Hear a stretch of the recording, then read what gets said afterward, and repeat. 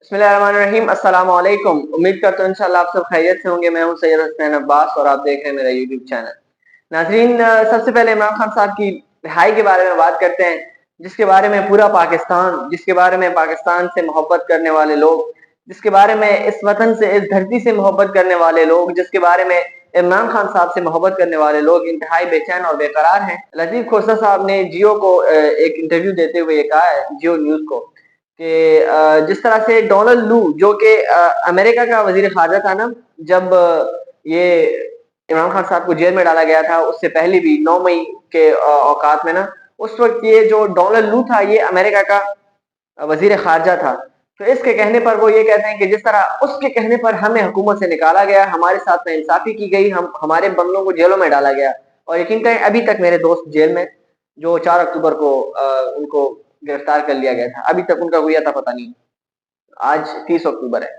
और हमारे लोगों को गिरफ्तार किया गया, हमारे साथ नाइंसाफी की गई, हमारा मैंडेट छीना गया, हमारे साथ जिस तरह से इंसानी हकूक की पामाली की गई डोनाल्ड लू के दौर में। तो इसी तरह से अब चूंकि इलेक्शन हो रहे हैं अमेरिका में, तो 5 नवंबर को इमरान खान साहब रिहा होने के, उनकी उनकी रिहाई की इम्कानात हैं। क्योंकि डोनाल्ड ट्रंप आ रहा है, जो इसकी जो बाइडन की जितनी भी काबीना है वो जा रही है, और इंशाल्लाह अब ट्रंप आएगा। इंशाल्लाह तो मैं नहीं कह सकता, क्योंकि माजी में जितने उसके वारदात हैं, जिस तरह शहीद कासिम सुलेमानी की शहादत, और इस तरह बहुत सारे और भी मजालिम फलस्तीनियों की ऊपर जो है उस वक्त उसके दौर में भी मजालिम हुए, और इंतहाई शातिर इंसान है।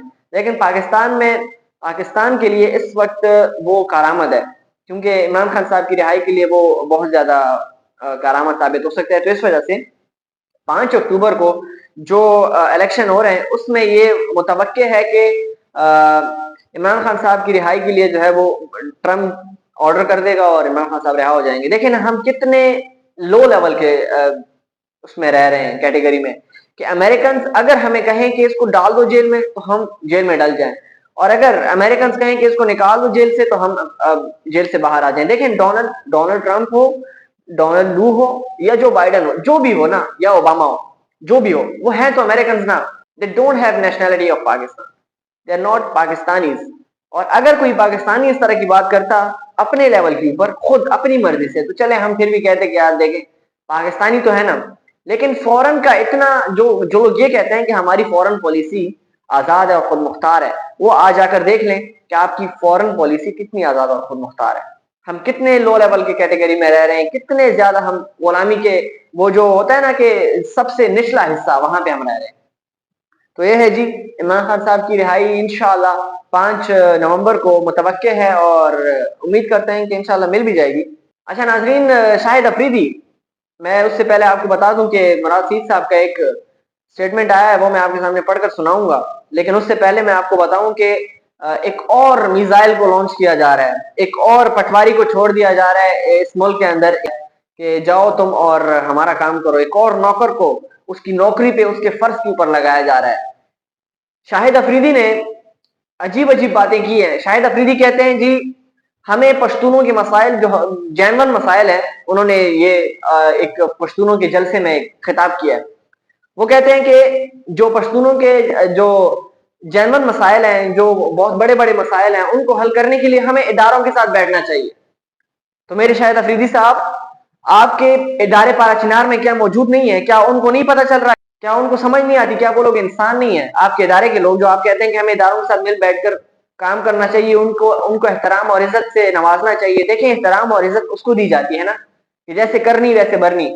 अगर do respect and get respect, जैसे आप रिस्पेक्ट दोगे तो आपको रिस्पेक्ट मिलेगी, जो आप अपना काम करोगे तो आपको भी वैसी रिस्पेक्ट मिलेगी, वैसी मोहब्बत मिलेगी, जैसे चाइनीज लोग अपनी आर्मी से करते हैं, जैसे बहुत सारे और ममालिक के लोग अपनी आर्मी से करते हैं।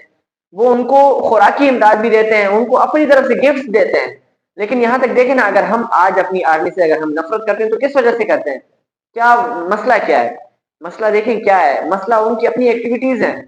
खुदा ने कुरान मजीद में भी ये कहा है कि मैं किसी के ऊपर जुल्म नहीं करता, मैं किसी के नसीब को खुद अपनी तरफ से नहीं लिखता, बल्कि वो अपना नसीब खुद लिखता है अपनी एक्टिविटीज से। तो शायद अफरीदी साहब ये कहते हैं कि हमें इदारों के साथ मिल बैठकर काम करना चाहिए। तो शायद अफरीदी साहब, मैं ये कह रहा था कि पाराचिनार में जो इतने जुल्म और बर्बरियत हो रही है, न जाने वो 19 दिनों से तकरीबन अब तक اتنا ظلم ہو رہا ہے، اس کا کسی کو احساس نہیں ہے؟ کیا وہ آرمی کو نظر نہیں آ رہا؟ کیا وہاں پہ آرمی موجود نہیں ہے؟ میں صرف آرمی نہیں، ایف سی بھی وہاں پر موجود ہے اور پولیس بھی وہاں پہ موجود ہے، لیکن کسی قسم کا کوئی اقدام نہیں اٹھا رہا جا رہا۔ اس سے کیا مراد لیتے ہیں آپ لوگ؟ کہ شاہد افریدی صاحب ایک نئے نوکر ہیں جن کو ان کے فرض کے اوپر لگا دیا گیا ہے کہ آپ اپنا فرض ادا کریں، آپ ہماری چاپلوسی کریں اور لوگوں کو ہمارے لیے قائل کریں، پختونوں کو۔ دیکھیں میں خود بھی ایک پختون ہوں اور میں سمجھتا ہوں ان سب چیزوں کو۔ یہ بہت بڑی چالیں ہوتی ہیں، یہ بہت پیچھے سے ایک گیم بنائی جاتی ہے جس کو سمجھنے میں شاید جو ہمارا مائنڈ ہے اتنا بڑا نہیں ہے، یا وہاں تک پہنچنے میں ناکارہ ہو جاتا ہے، ناکام ہو جاتا ہے۔ لیکن اس پر اگر سوچیں تو آپ کو پتہ چلے گا کہ ایک بہت بڑی گیم ہے۔ اور شاہد افریدی نے پھر یہ کہا کہ ملک سے محبت کا جو ہے آپ کو اپنے اداروں سے محبت کرنی چاہیے۔ تو عمران ریاض خان صاحب نے اس کے اوپر ایک سٹیٹمنٹ دیا تھا، ایک ٹویٹ کیا تھا۔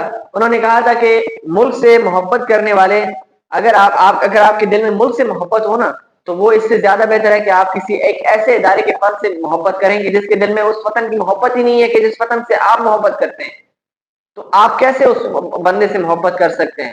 جمہوریت اور اس فسطائیت کا ذمہ دار جو ہے، اس ملک میں اگر جمہوریت نہیں ہے تو اس کا ذمہ دار کون ہے؟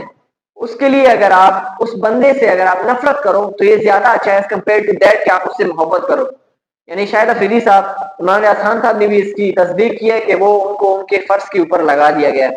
اور شاہد افریدی صاحب بہت بڑے اسٹار تھے، بہت بڑی ان کی عزت تھی، میں خود ان کا بہت بڑا فین تھا، لیکن ناؤ آئی ایم ناٹ۔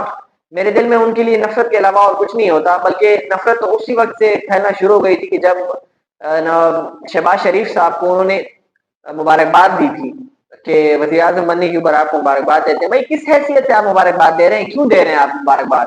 کیا آپ کو اپنے ملک کی تباہی کی کوئی پرواہ نہیں ہے؟ کیا آپ دیکھیں نا، ایک امپریشن یہ پڑتا ہے کہ آپ مبارکباد دے رہے ہو تو اس کا مطلب کہ آپ خوش ہیں اس ملک کی تباہی کے اوپر۔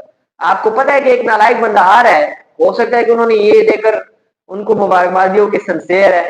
لیکن سنسیئرٹی جو ہے نا، میں یہ کہتا ہوں کہ sincerity second step, the first step is ability. پہلے آپ ایبل ہو یا نہیں ہو۔ جب آپ کو پتا تھا کہ وہ وہ انیبل ہے، وہ سنسیئر چلے، سنسیئر بھی نہیں ہے۔ سنسیئر کہاں ہے؟ جتنی بھی ان کی پراپرٹیز ہیں وہ باہر یونائٹڈ کنگڈم میں کتنی ان کی پراپرٹیز ہیں، وہاں پر آپ دیکھیں تو انہوں نے جو بھی سوچ کر ان کو مبارکباد دیا ہے نا، غلط ہی دیا ہے۔ کیا آپ کو نہیں پتا تھا کہ عمران خان صاحب کا مینڈیٹ چوری ہوا ہے؟ کیا آپ کو مظلوم، اگر آپ کو مظلوم کا ساتھ دے رہے ہیں نا سب سے پہلے شاہد افریدی صاحب، تو آپ سب سے پہلے عمران خان صاحب کا ساتھ دیں، آپ سب سے پہلے تحریک انصاف کے لوگوں کا ساتھ دیں، آپ سب سے پہلے پاکستان کی عوام کا ساتھ دیں۔ آپ کو پختونوں کی بہت زیادہ پڑی ہے، آپ کے کتنے پختون آگے آپ دیکھیں جیلوں میں پڑے، کیوں پڑے؟ آپ نے کبھی سوال کیا ہے اس کا؟ آپ نے کبھی اس کا ذکر کیا ہے؟ Never ever. بات کرتے ہیں مسائل کو حل کرنے کی، تو اگر آپ نے مسائل حل کرنے ہیں تو آپ نے جنرل بات کریں، وہ بات کریں تو حقیقت اور حق ہے۔ آج کے لیے اتنے ہی، اپنا خیال رکھیے گا اور اپنے اس چینل کا بھی۔ اللہ حافظ۔